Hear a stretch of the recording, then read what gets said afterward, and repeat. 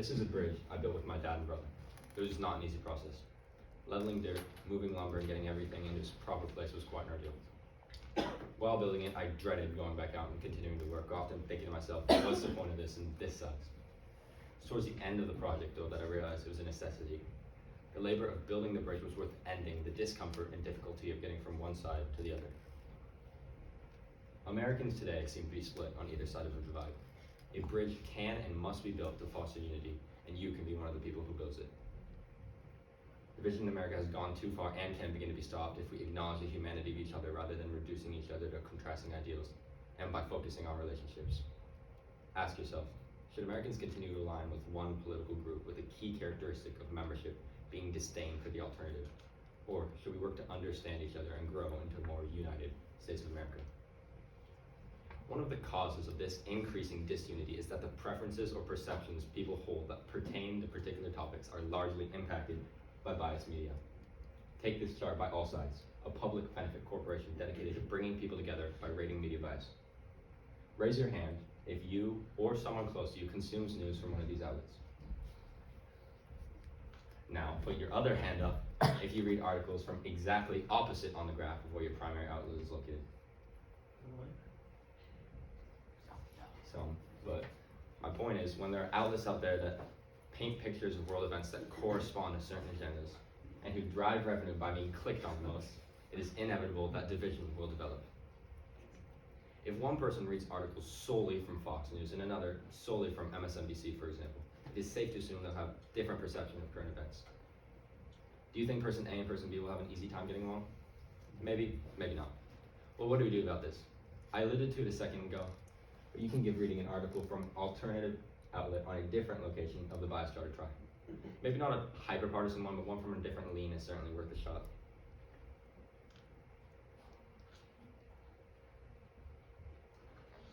More broadly, if we are to bridge the gap, empathy is a must. One of my sources of entertainment is the act of scrolling online through comment sections and reading arguments between strangers on any number of topics.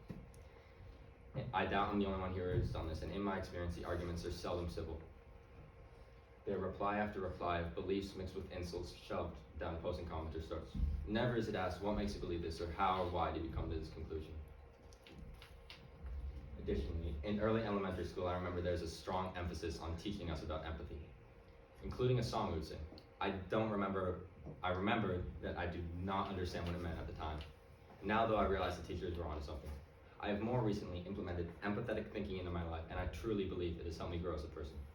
If you too try to find common ground with whomever you deem to be the opposition, or whomever you have unintentionally reduced to only views they hold, it will make it much more difficult to get into the cycle of vicious argument. The idea that people get reduced to only views they hold is an issue in itself. This has led to deterioration of relationships, particularly in recent years. I myself have witnessed and known people who are no longer in contact with each other because of political disagreements. In the heated political climate today, association with a person who seems unsavory to some is often enough to break the bonds of family and friendship. Reparation of relationships reveals itself to be an important step towards unity today.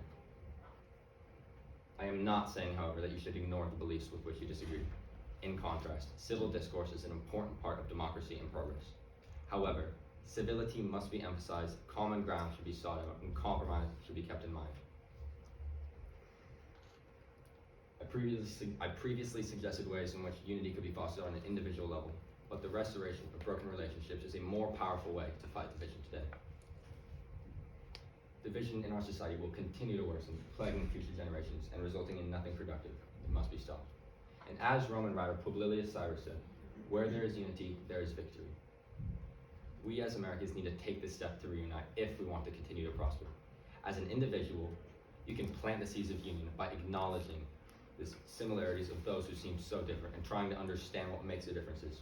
As a relative or friend, you can reunite with one who has been estranged, proving that there is more value in a restored relationship than a destroyed one. You can be the one to start bridging the gap. Thank you.